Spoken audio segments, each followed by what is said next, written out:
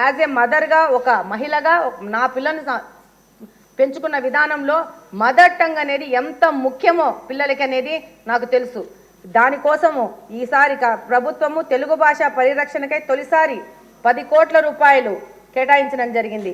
అలాగనే మాదక ద్రవ్యాల రహిత రాష్ట్రంగా ముందుకు తీసుకెళ్లడానికి నవోదయ కింద 2.0 కింద 10 కోట్లు మనకు కేటాయించడం జరిగింది. అలాగనే గత ప్రభుత్వం ఇసుక ద్వారా వ్యాపారాలు చేస్తే ఈ ప్రభుత్వము ఉచిత ఇసుక ఇచ్చి మన మన మన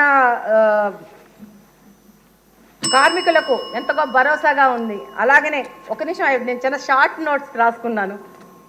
గత సర్కార్ పెట్టిన 22,500 కోట్ల బకాయిలను మన కూటమి సర్కార్లు చెల్లించి గత ప్రభుత్వం నిలిపివేసిన 73 కేంద్ర ప్రాయోజిత పథకాలను పునరుద్ధరించడం జరిగింది. అలాగనే అధ్యక్ష, ఇమాం మౌజాంలకి జీతాలను పెంచిన ఘనత కూడా మన ప్రభుత్వానిదే. ఈరోజు పాఠశాలలు ఎదుర్కొంటున్న సమస్యను గుర్తించి ప్రభుత్వ పాఠశాలన్నిటికీ ఉచిత విద్యుత్తుని సరఫరా చేయాలని నిర్ణయించడం హర్షణీయం.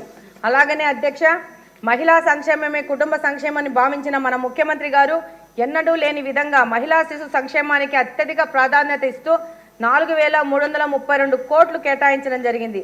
ప్రస్తుతం 45.8% ఉన్న ఫిమేల్ లేబర్ ఫోర్స్ పార్టిసిపేషన్ రేట్ను 2047వ సంవత్సరం నాటికి 80%గా పెంచే విధంగా దార్శనికతతో మన ముఖ్యమంత్రి వర్యులు విజన్ 2047ని రూపొందించడం జరిగింది.